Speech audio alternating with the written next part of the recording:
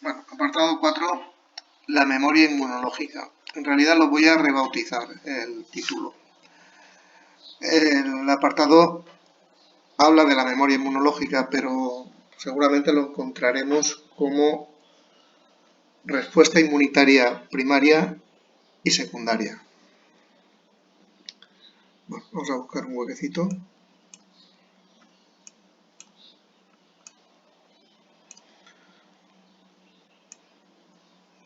Aquí lo vamos a hacer.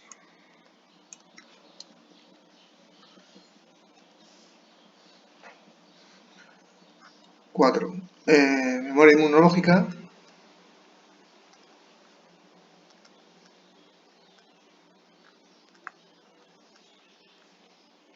Pero sobre todo respuesta primaria y secundaria.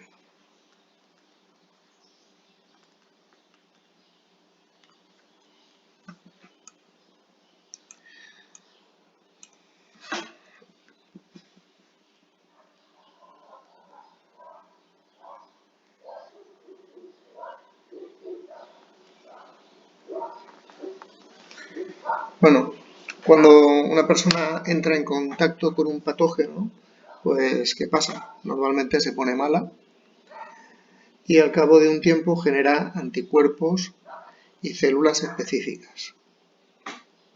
Y entonces se van a quedar en su organismo durante un tiempo. Por eso muchas veces para detectar si una persona ha sufrido o no ha sufrido de la enfermedad, lo que se le hace es un test de diagnóstico de anticuerpos.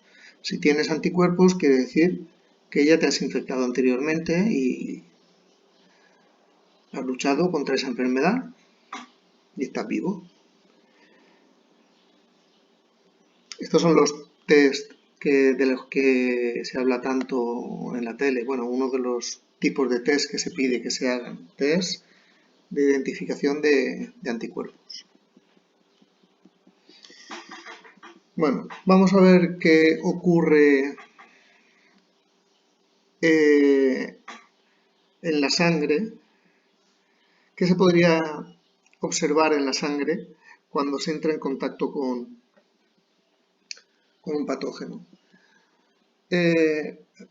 Os voy a dibujar una gráfica en la que se va a representar la cantidad de anticuerpos en el suero sanguíneo en determinados momentos. Es decir, aquí tenemos la concentración de anticuerpos. A veces se pone así, concentración de IG. Yo recuerdo que era inmunoglobulinas. Y esta eje representa el tiempo. Vamos a hacerlo largo. Tiempo. ¿Tiempo desde cuándo? Pues desde el contagio.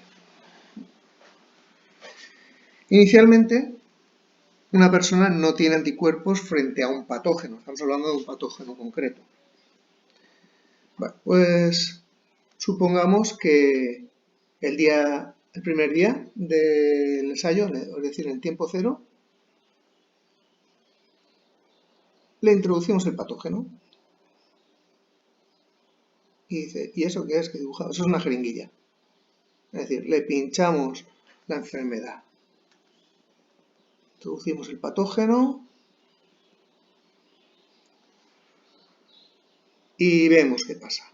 Bueno, pues le hacemos análisis de sangre y durante un día, 2 días, 3 días, no aparecen anticuerpos en la sangre. Pero más o menos al tercer día comienzan a aparecer los anticuerpos. Y cada vez aumenta la cantidad de anticuerpos.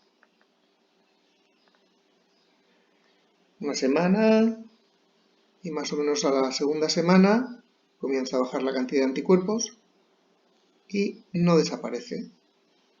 Va a quedar una cantidad pequeña de anticuerpos en la sangre durante el resto de tu vida. Vale, pues aquí tenemos una fase de retardo. Esta fase de aquí sería el retardo.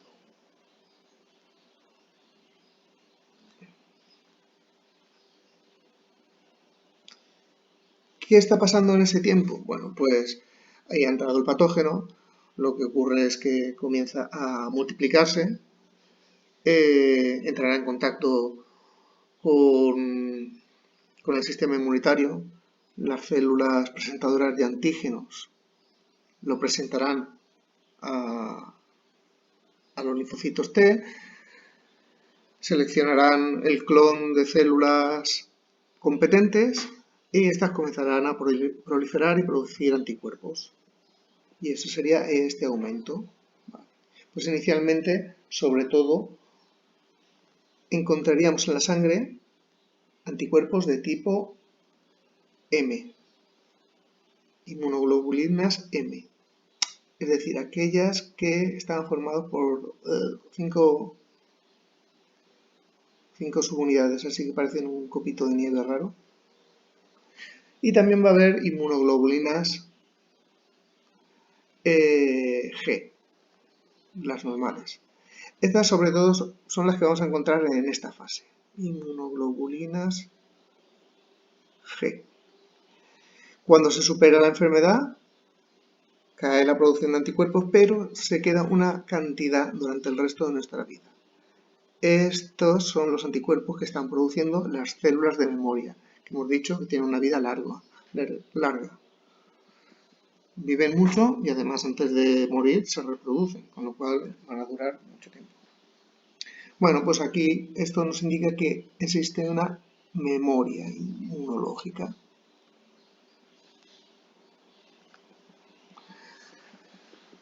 A esto se le llama la respuesta primaria y es el primer contacto con un patógeno.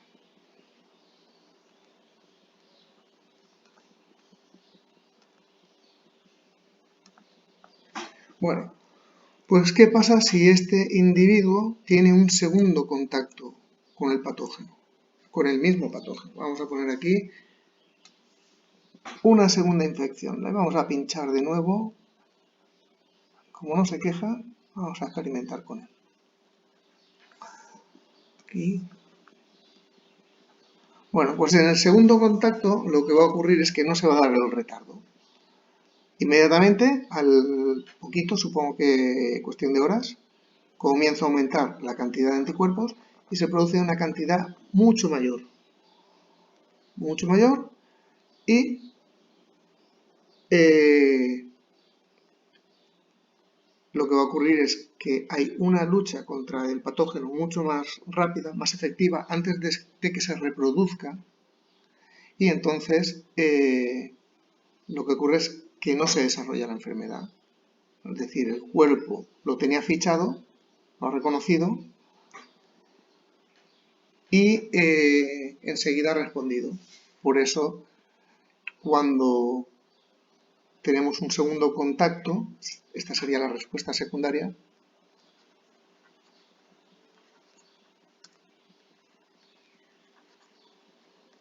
no desarrollamos la enfermedad. Bueno, la cantidad de anticuerpos, como ha subido mucho, pues llegará un momento que también bajará y volverá a quedarse en la cantidad estacionaria que se debe a las células de memoria que se van a quedar ahí en nuestro cuerpo. Vale. Pues esto se suele representar así, una gráfica con dos picos, un pico pequeño que representa la respuesta primaria, sobre todo con esto, con ese retardo, ese retraso, que es lo que provoca que se dé la enfermedad. Y luego una gráfica, con la misma gráfica hay un pico mucho más rápido que ocurre inmediatamente, sin esos días de desfase. Y esto es la respuesta primaria y la respuesta secundaria.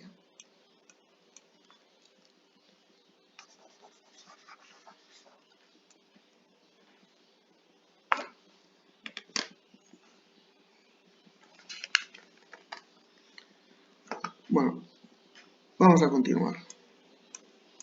El siguiente apartado Son dos apartados más o menos breves del complemento y del interferón. Os dije que eran mecanismos inespecíficos. Vamos a ver esos dos.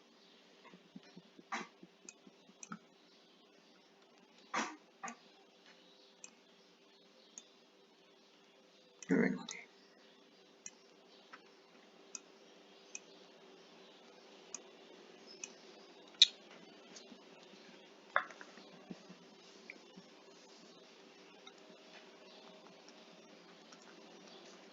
El sistema del complemento.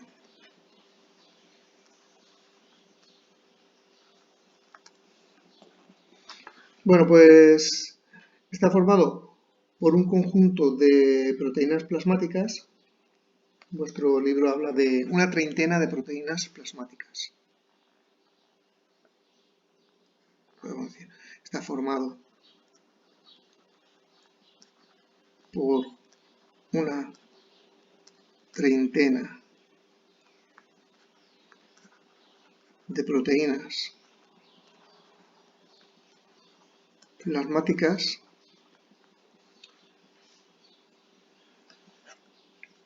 que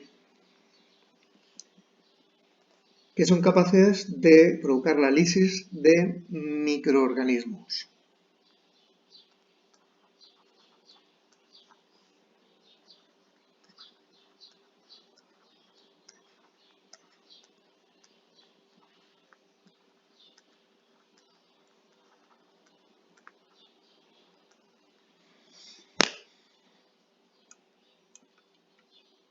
Y que se activan estas proteínas ¿cómo? Que se activan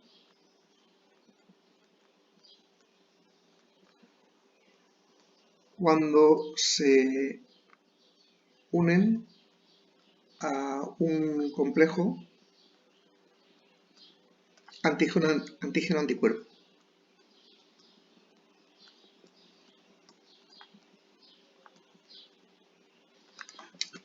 Bueno, pues tendríamos en el plasma un grupo diferente de proteínas, pues bueno, esta,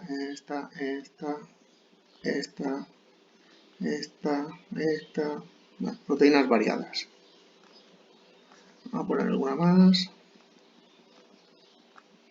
Diferentes tipos de proteínas que frente a un...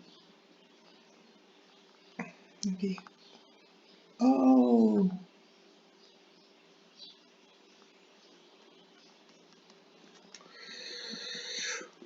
Frente a un patógeno no hacen nada. No se activan hasta que se produce el marcaje. Es decir, este patógeno, como dijimos, tendrá en su superficie antígenos. Bueno, pues cuando se produzca la unión antígeno-anticuerpo,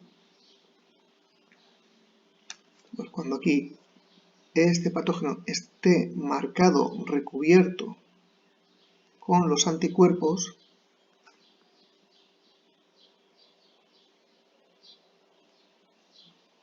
entonces estas proteínas es cuando ya se activan. Es decir, mientras tanto no hacen nada, pero cuando el patógeno queda recubierto, pues ahora estas proteínas se activan y lo que van a hacer es destruir su membrana.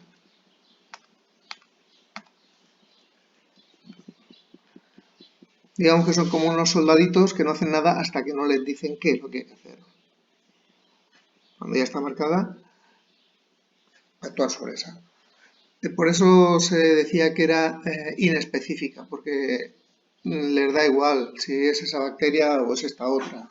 Ahora voy a hacer un coco. También está así preocupado.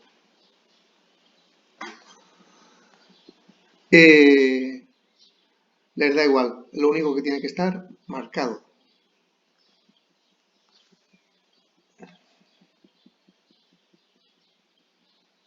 Entonces, ahora sí que lo reconoce. Bueno, pues viene aquí, igual lo destruye.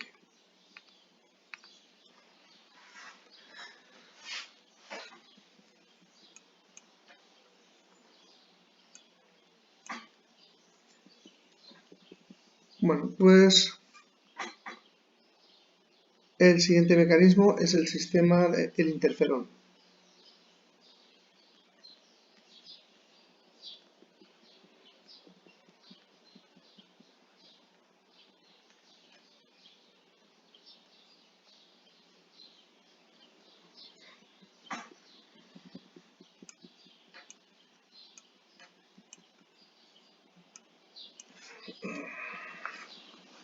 Bueno, pues también es un conjunto de proteínas plasmáticas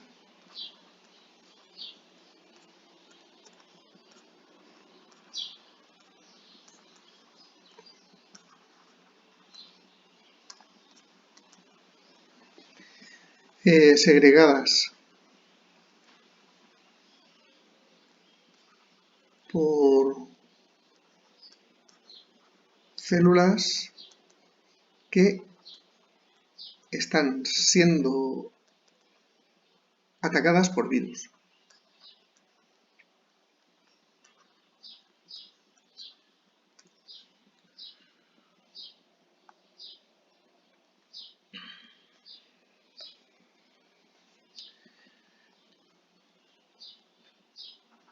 Su función es evitar que los virus se extiendan a otras células.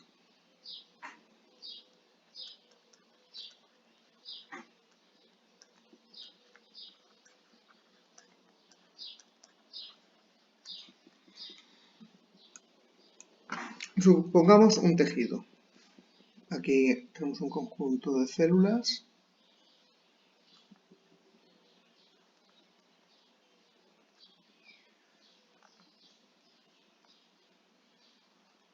Voy a ponerle sus núcleos.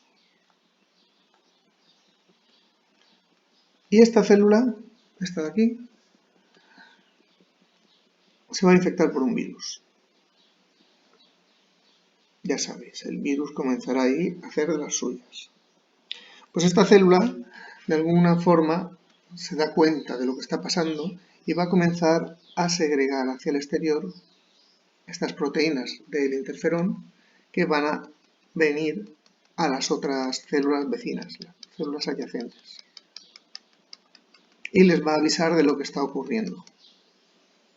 Como cuando atacan los malos y se toca la campana del pueblo, para que todos se vayan preparando. Bueno, pues este virus aquí estará haciendo su ciclo lítico lisogénico, preparándose y hará muchas copias. La célula infectada va a morir, se va a destruir. Pero cuando salgan ahora el resto de virus y entren a las células vecinas, van a estar preparadas. ¿Y cómo se preparan? Pues lo que hacen es inutilizan sus sistemas de replicación. Entonces, estos virus llegan allí y dicen, bueno, voy a replicarme. Pues no encuentra la maquinaria necesaria para replicarse. Por lo tanto, se quedan aislados y ya no pueden proliferar a las siguientes células. Es decir, que la primera célula se sacrificó avisando a las circundantes que de algún modo se blindan y evitan que el virus se reproduzca en su interior. Bueno, pues esto es el sistema de interferón. También es un mecanismo inespecífico.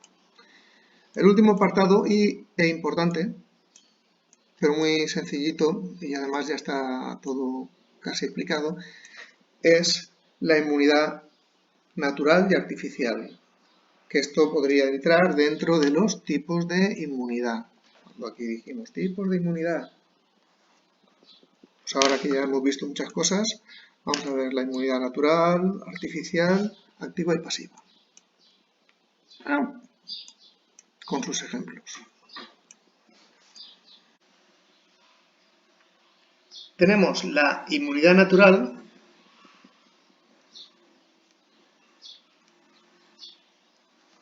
si la desarrolla el propio sistema inmunitario del organismo, desarrollada por el propio sistema inmunitario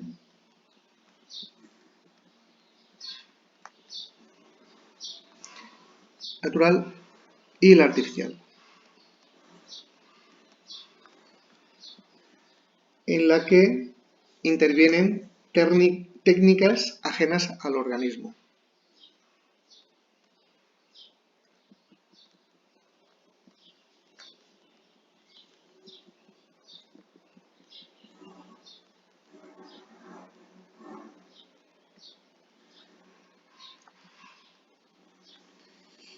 Y luego tenemos activa y pasiva.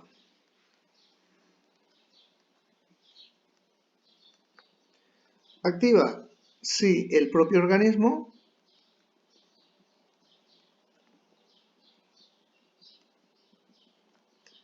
genera los anticuerpos y células inmunocompetentes.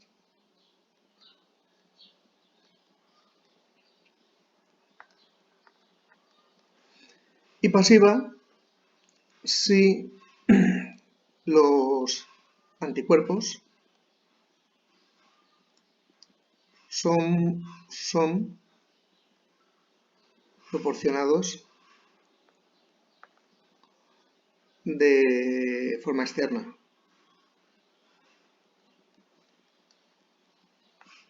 Dije, vale, ya eso lo sabemos. Sí, pues ahora lo que vamos a hablar es de los ejemplos. Bueno, pues vamos a ver primero natural, activa.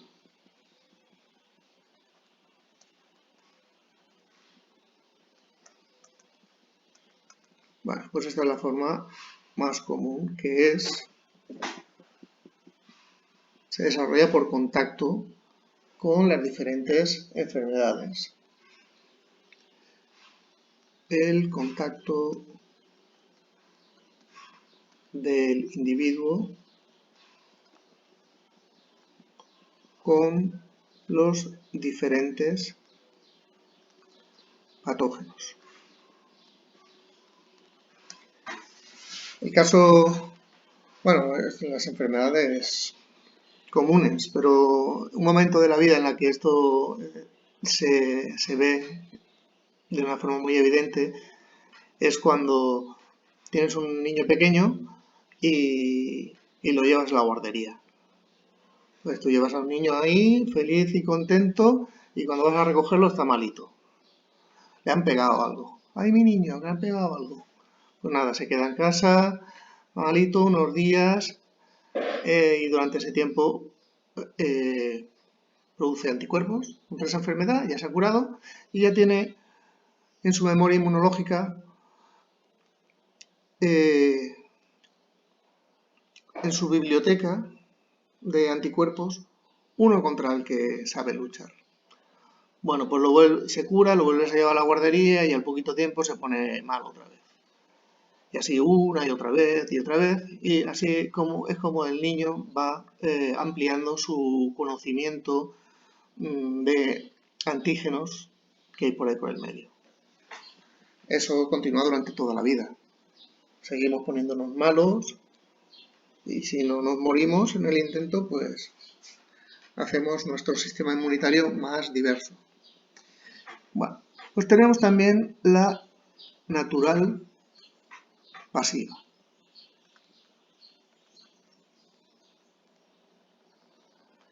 Y aquí hay que hablar de dos fenómenos. La inmunidad que tiene un embrión en el vientre materno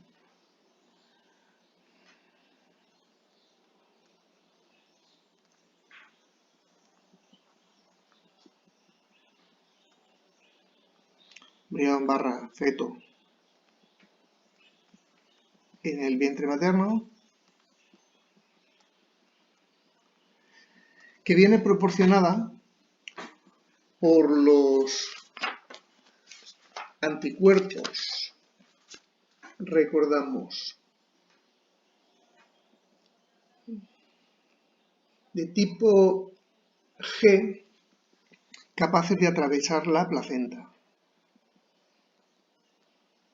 anticuerpos G de la madre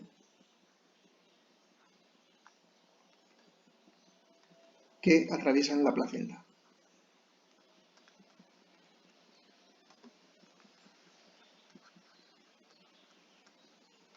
Porque os recuerdo que a través de la placenta pasa los nutrientes y el oxígeno de la madre al embrión y del embrión a la madre los desechos y el CO2. La sangre no se mezcla, hay una barrera que deja pasar solo el plasma. Las células de la madre no tocan a las células del hijo. Pero los anticuerpos son moléculas, son más pequeñas y sí que pueden pasar. Entonces, mientras el feto está dentro del cuerpo de la madre, está protegido por su sistema inmunitario. Ahora, nace ese individuo y esta inmunidad natural pasiva le va a durar un tiempo. Esos anticuerpos que están en su plasma pues acabarán degradándose y él no sabe hacerlos. Pero durante un tiempo va a seguir inmunizado mediante la leche materna, que es el segundo fenómeno que se engloba aquí en la inmunidad natural pasiva. Es la lactancia. Los anticuerpos de tipo A,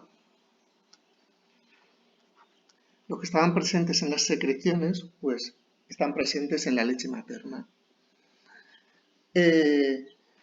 Mientras el bebé esté tomando pecho, le están llegando todavía anticuerpos maternos a él y está siendo protegido. Entonces, ¿cuándo comienza a ponerse en marcha los mecanismos activos? Pues cuando el niño deja de tomar pecho. Entonces ya se acaban los anticuerpos procedentes de la madre y le toca a él enfrentarse con los patógenos del mundo y desarrollar su sistema inmunitario. Entonces, mediante la lactancia, podemos decir que la leche materna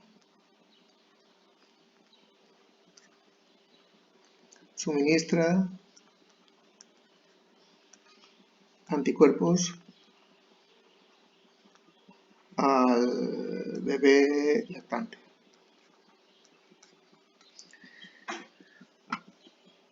Bueno, pues esto en cuanto a natural. Ahora tenemos la artificial, la inmunidad artificial.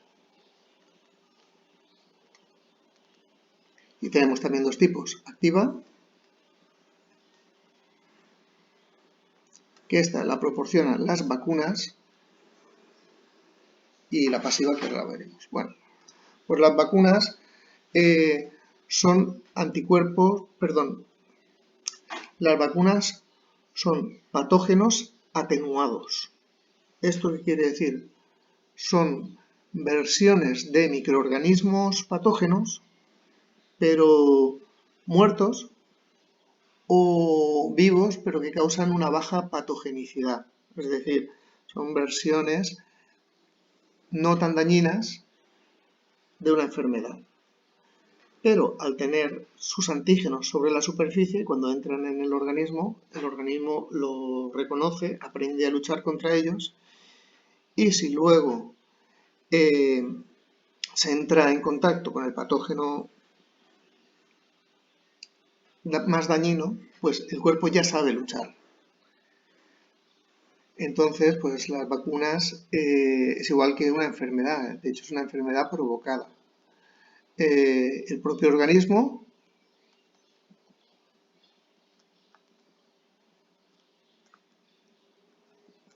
genera anticuerpos contra el patógeno. Y la artificial pasiva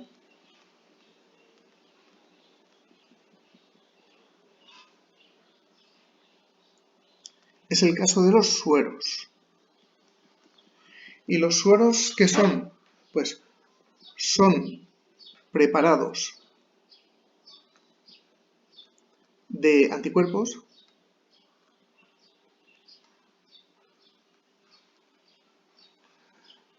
que provienen de otro ser vivo.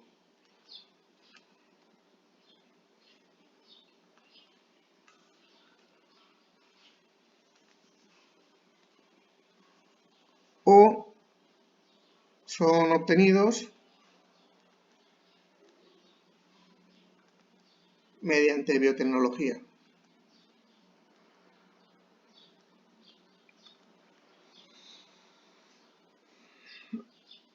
Antiguamente lo que hacían era infectaban a animales de una enfermedad y luego les extraían el suero, es decir, la sangre. Sacaban una muestra de sangre, eliminaban las células para que no hubiera ningún tipo de rechazo y entonces se utilizaba ese fluido que tenía anticuerpos contra esa enfermedad para casos de que una persona contrayera la enfermedad. Parece que se solía hacer con caballo, sueros de caballo. Y muchos son los antídotos que se tienen contra ciertos venenos preparados. Entonces son anticuerpos que los ha producido otro ser vivo o hoy día mediante técnicas de biotecnología. Es un mecanismo pasivo porque, vamos a decir, es un mecanismo pasivo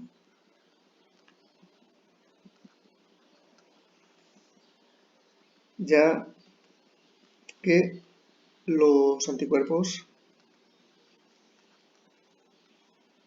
se proporcionan desde el exterior. Y tanto en este proceso como en este no se genera memoria inmunitaria. No da lugar a memoria.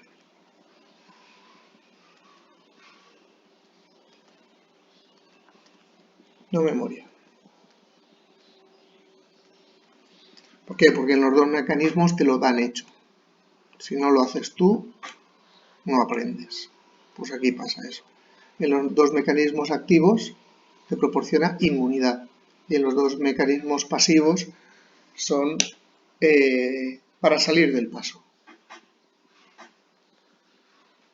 Bueno, y esto es todo. Hemos acabado el tema. Nos queda un tema. Pero de los dos temas de este bloque temático, porque este bloque temático de selectividad, bueno, forman tres: los microorganismos, inmunidad y los fallos del sistema inmunitario. El más importante creo que es este. Pues con eso lo hemos visto ya el 99% del temario. Bueno, os voy a poner ahora a continuación estos dos vídeos que son muy molones, son muy chulos, en los que se ve la respuesta celular y la respuesta humoral, pero una animación así muy chuli. En el siguiente vídeo se va a explicar la teoría de la selección clonal y se va a ver cómo se produce en los ganglios linfáticos. Bueno, vamos al lío. In 1960, Sir Frank Macfarlane Burnet was awarded the Nobel Prize for his contribution to the field of immunology. Burnet's clonal selection theory revolutionized our understanding of the immune system. To this day, Burnet's research remains the foundation of the way we think about disease and how the body responds to it. Clonal selection is the central mechanism by which your body fights infection. The following visualization presents clonal selection during an infection by strep throat bacteria. Bueno, ahí se ve un poquito del sistema linfático. This patient has a strep bacterial infection causing a red, sore, pussy throat. The tiny round strep bacteria thrive on throat tissue.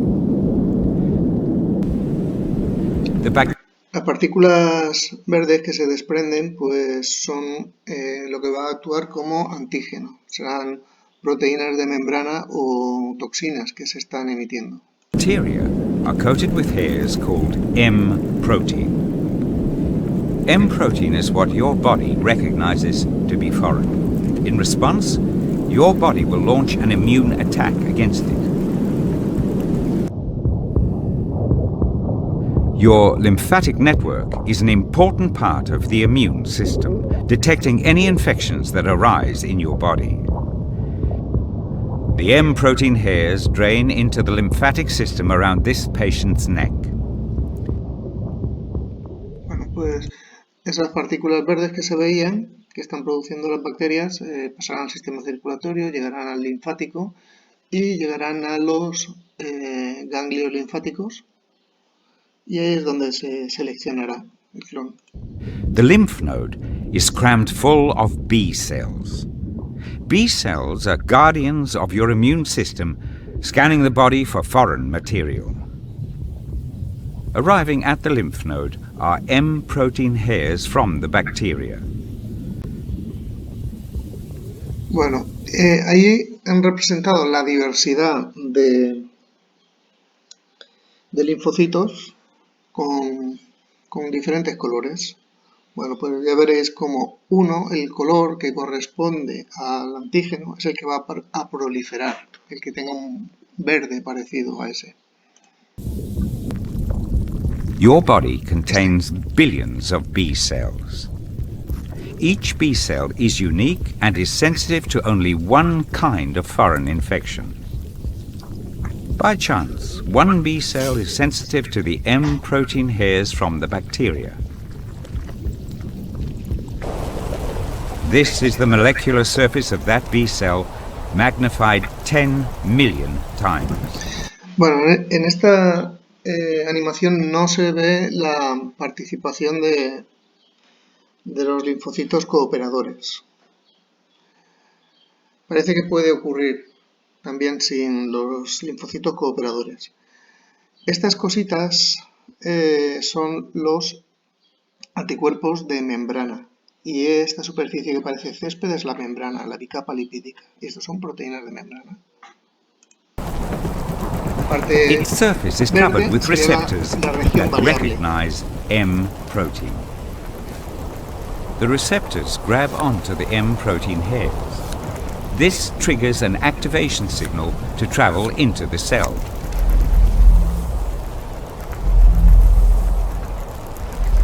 Bueno, se está mandando una señal al interior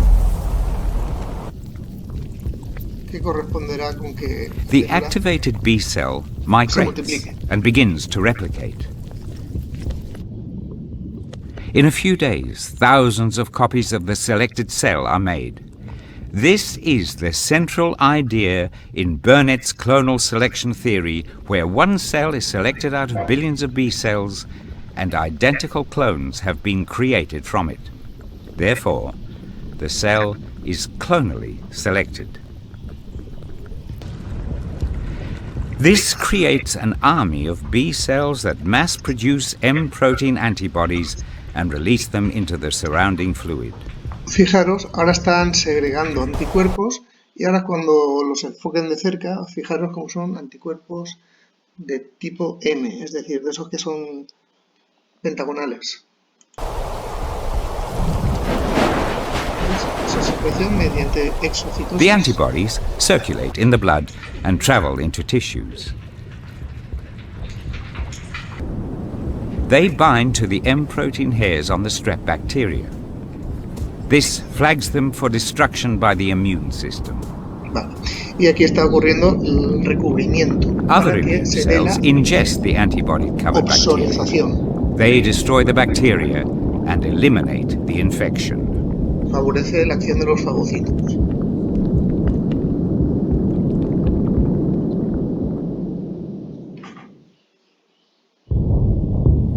Vale, voy a poner el siguiente vídeo.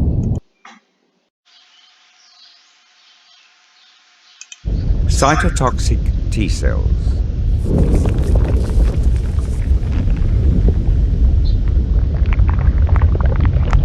Virus-infected cells are killed by cytotoxic T cells.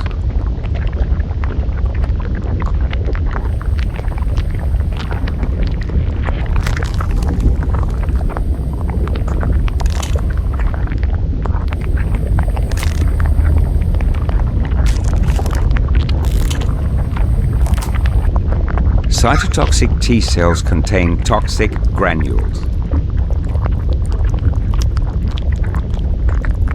Their contents are transferred into a sick cell, causing death.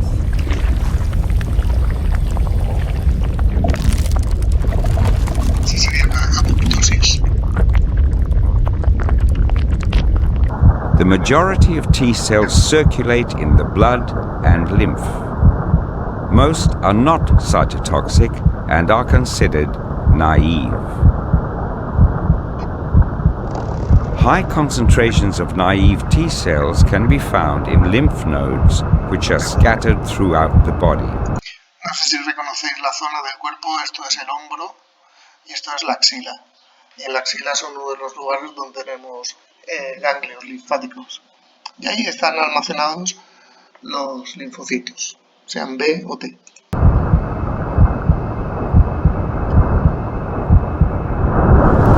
Shown here are naive CD8 positive T cells inside a lymph node.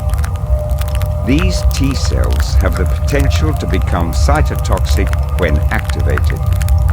The body creates millions of variant T cells, each with the unique ability to recognize different pathogens. But T cells cannot recognize pathogens on their own. They first encounter the pathogen via another immune cell called an antigen-presenting cell. Antigen-presenting cells are one of the first cells to detect infections in our bodies. Se ven fagocitos que Their role is van a actuar como células presentadoras de antígenos. surveillance, inspecting their environment and taking samples back to nearby lymph nodes. Once in the lymph node, the antigen-presenting cells search for a T cell that will recognize their cargo. By chance, this T cell recognizes the cargo carried by this antigen-presenting cell. The recognition is Aquí tenemos otra vez las membranas. Aquí el contacto se hace entre receptores de las células T, no de anticuerpos. controlled by molecular interactions between the cells. The antigen-presenting cell produces proteins called MHC on its cell surface. The MHC contains a virus fragment. The virus fragment is also known as a virus peptide. Each naive T cell produces a unique receptor that can recognize different virus peptide MHC combinations. The presence of the CD8 molecule defines this subclass of T cells.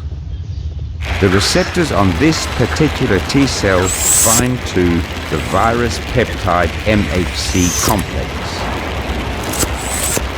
Co-receptor CD8 binds the complex. The receptors cluster.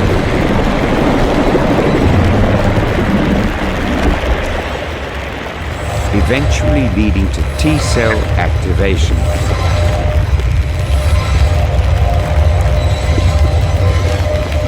The activated T cell divides and produces clones of itself. The cells gain cytotoxic capabilities as they grow. Chemical cues attract the cytotoxic T cells to the infection. The cytotoxic T cells specifically recognize the infected cells. The recognition is controlled by molecular interactions between the cells. The infected cell displays the same virus peptide MHC complex.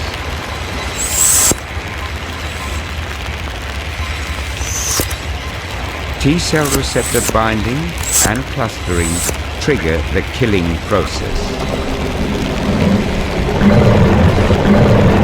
Bueno, el proceso de destrucción era mediante exocitosis de las perforinas o moléculas que desencadenen la apoptosis. Cytotoxic granules are transferred and kill the infected cell.